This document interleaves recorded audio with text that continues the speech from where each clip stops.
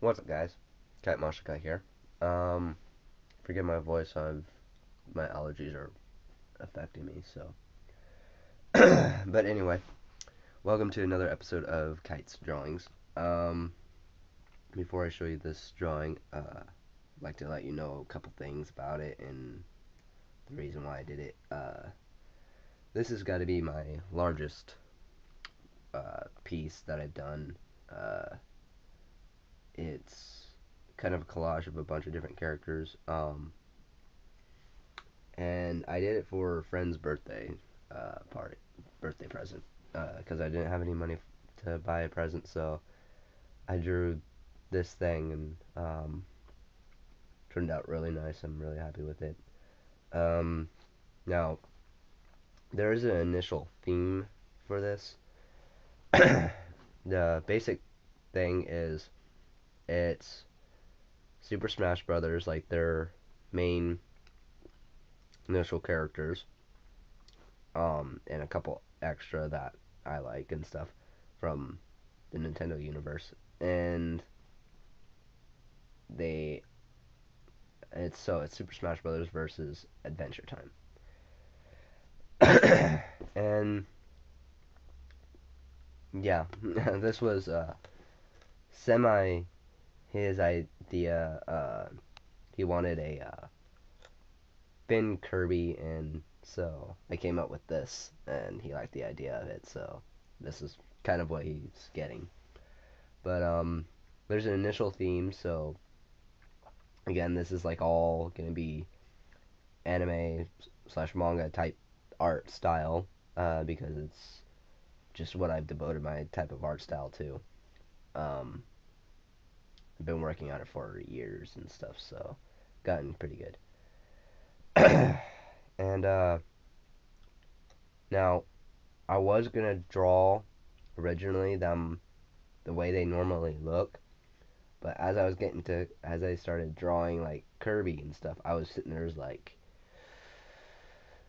no, this isn't gonna work. Not because they don't look cool that way and stuff. It's just it wouldn't be extremely unique if I just drew them all like line for line from the original design and stuff. There wouldn't be too much effort into it. So I redesigned most of them, apart from like say maybe DK and Samus and stuff. But even then, I still kind of drew them in a unique way, their own poses and stuff that I came up with and everything like that. So everything on here is an original drawing. None of it was actually taken from any picture or anything. Um, because I want to stop doing that, and otherwise, if you just draw it directly from the picture, like line for line, might as well just place a piece of paper over a picture and trace it out for the rest of your life, because you won't ever learn that way. I mean, it's a good way to start to get used to how uh, the lines and stuff match and everything, especially for manga. But you got to start doing it yourself. You got to start doing it freehand from your own mind, coming up with your own poses, and a lot of the times your own character design, your own characters. Even if it's fan art, play with it a little bit. Make it the initial theme like you would for the the characters and stuff. Like, say I drew Link, which I have a couple times. I drew the initial like character setup, but I kind of played with it a little bit and made it to where it was Link, but with my own characteristics and my own design to him. Not so much in this one because, well, it's still kind of my own uniqueness to it, but yeah, and everything. So, without further ado, before I keep going into this whole speech and everything, here is my drawing of Super Smash Brothers versus Adventure Time. So, yeah, it's big. Very, very big. Um, it's literally the equivalent of four different pieces of computer paper lined up together, because otherwise I would not have been able to fit it all, uh, and stuff. So yeah, I kind of did that, and um, so yeah.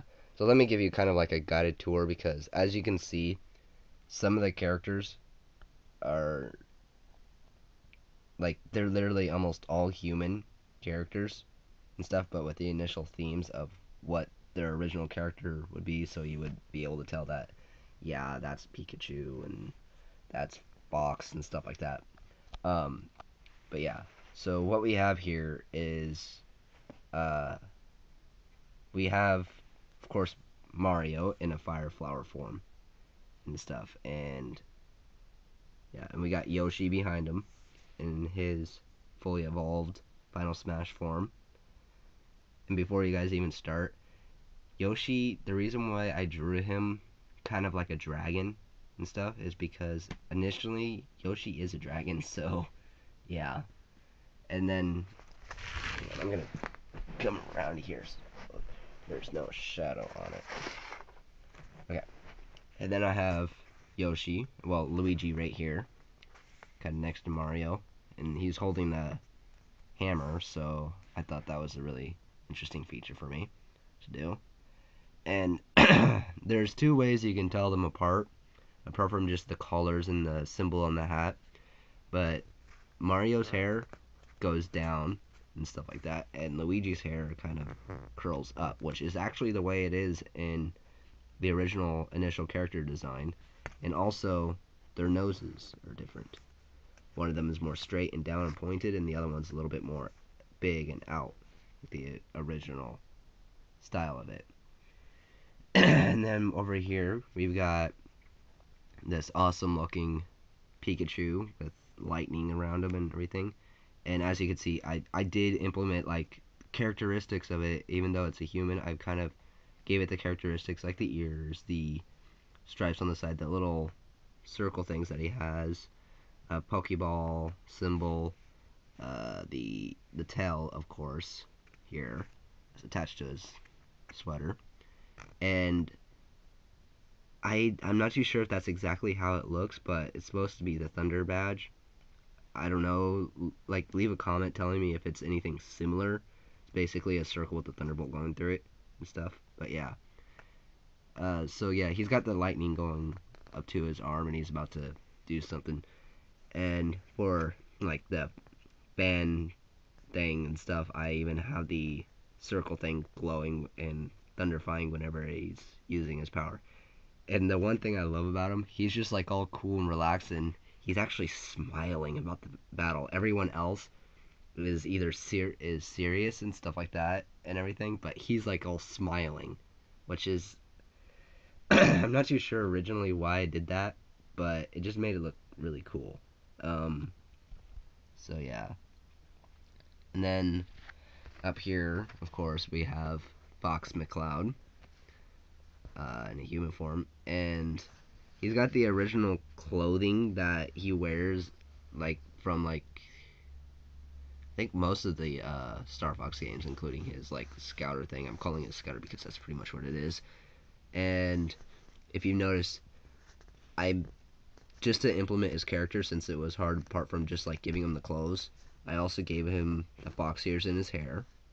His hair formed into fox ears, and then this white strand of hair. If you notice that like this is brown and that's like a whitish color, well in the initial design, his coloring on his forehead, he has a white stripe going down his hair, well his forehead and stuff. So that's why I did that.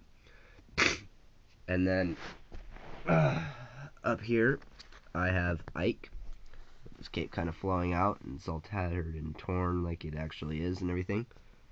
Um, when I originally drew him, I had a full body going on, but uh, I decided not to do it later. Um, and again, if you request it, I'll do a fan art of it. It's not that big of a deal. If you want a full-on Ike picture, just let me know, and I'll do it and stuff. And then DK, not much of his design changed, but I kind of gave him his own pose and everything like that, and gave him more of a fur-like feel to him. Um, because there wasn't really much I can do. The only reason why I didn't make him human like Fox and Pikachu and stuff like that is because I didn't see how I would have been able to do it and implement the fact that it is DK. I mean, I could have made him this really big buff uh, guy with a DK tie and that little bit of a hairdo, but even then, it would just I just couldn't see how I would have been able to do that without completely like changing it and making it completely not DK and just making this buff guy with the tie. So yeah, that's why I didn't change him at all. Oh, whoops. Sorry about that. And then up here, we have one of my classic favorite Zelda characters, Sheik, kind of standing with his back turned to us. And this initial design of Sheik was from the Super Smash Brothers Brawl and stuff. The design of Sheik that was originally going to be in Twilight Princess, but they changed their mind. So yeah, again, didn't have to change too much with them because again, Sheik is kind of human with pointed ears, and he does have the pointed ears. It's just it's harder to see. But yeah, and then we have Samus and stuff. Probably could have did a little bit better on the helmet, but I didn't want the shoulder and stuff to kind of like overthrow the helmet and you not even see who it is and stuff. But yeah, I kind of like it. It came out pretty good. So yeah, and then over here we have the Link, and he's kind of the largest character on the Nintendo side because I wanted him to stand out and stuff, and his hat kind of goes around. So yeah, and then finally down here we have Kirby. Um, yeah. Let me explain a little bit how the Kirby is. He's whenever I was doing it and stuff, I originally when I came up with the idea of this, I was originally gonna draw Kirby a lot different than this. I was the whole idea I had was, and let me explain. I didn't know Kirby was a guy. I didn't know he was a boy. I thought he was a. I've always pictured Kirby as a girl. So I was gonna draw this picture young of a young anime girl with kind of like a short sleeve shirt that was kind of like a darker pink, like kind of his feet, some shorts, overalls, the hoodie, hair in a ponytail and stuff like that, and just kind of. And the picture I originally had was it was very charming and very kind of cute and adorable the way that I normally see Kirby. I did not expect that he was a boy, which is a good thing that I looked it up and stuff. I mean, I knew he was young and everything, but yeah. So I looked it up and kind of got the characteristics and stuff of him. So the initial design, if he wasn't serious right now, he'd probably be more of a cute form with his hair kind of poofing out of the hood, kind of just thrown sloppy and everything and stuff. Just kind of like that cute, innocent anime feel to him. Uh, but he's a little bit more serious. So he has his hood on. He's ready for battle. And his hood, the reason why I drew him with the hood is whenever he's in his normal self and everything, and he's not fighting and everything, he'll have the hood off. But when he throws it on, he's ready for battle. And the whole idea behind the hood is when Kirby absorbs another person's power, he usually has like a hat or something like that on. So that's what the hood is there for. It's pink and when it's normal, and whenever he absorbs this one, he kind of just like absorbs their energy. He doesn't actually suck them up, uh, because that would just look weird. So he kind of when he does that, his hood changes. Like if he took Mario's power, it would change to like a Mario themed hood, or Pikachu's, it would turn into a Pikachu's themed hood. So yeah, that's the Nintendo side. It looks really good. It took me a long time to do it, but yeah, I'm really happy with it. And for your other viewing pleasure, I gave the Finn's sword going up through the characters. So yeah. Now on to the Adventure Time side. This was actually the second half I did. Um, as you can see, same initial theme. The exceptions for the theme of like the human type characters was Gunter, uh, Rainicorn, Jake, and of course DK. But other than that, they were pretty much all like human based characters. And even Jake, he's semi human based because he's got that magic power thing and stuff. So, anyways, allow me to give you the guided tour. Of course, we got Gunter.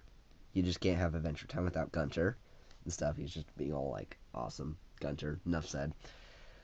Princess Bubblegum. Yeah. No, not much of seen of her, but I think I pulled her off very well. I mean, I kind of gave her that really feminine type look to her and everything, and I think the hair kind of turned out great, and the crown and stuff like that. I think it just turned out great and stuff. She looks really good. She's kind of got like that pinkish type shade to her as well. So then we got Jake. And before you guys freak out, I know Jake does not have a collar. He doesn't wear a collar through the show and everything. I just gave it to him to give him kind of style and just to make him look really cool. Because it's a spike collar. It's not really a regular collar. Then we have Rainicorn. Now, Rainicorn she was the problem. It took me a while to finally get it and everything. And even then, either it didn't come out right, or it just looked purely creepy and stuff. Because I could not, the way she is, she's kind of a really long horse with basically a really long unicorn and stuff. So that's why most of her body is covered up. Initially, she kind of came around like this and stuff, but around Jake, and I just could not get her legs to look right. It was just impossible for it to just come out right. I'm not saying that I'm a bad artist and everything.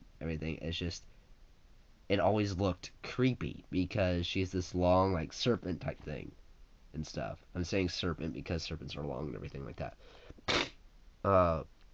So yeah, if I was gonna be drawing her like a Chinese dragon or something like that and gave her like claws instead of legs and stuff, I think I would have been able to do it. But she's not a dragon, so I kind of went up against it.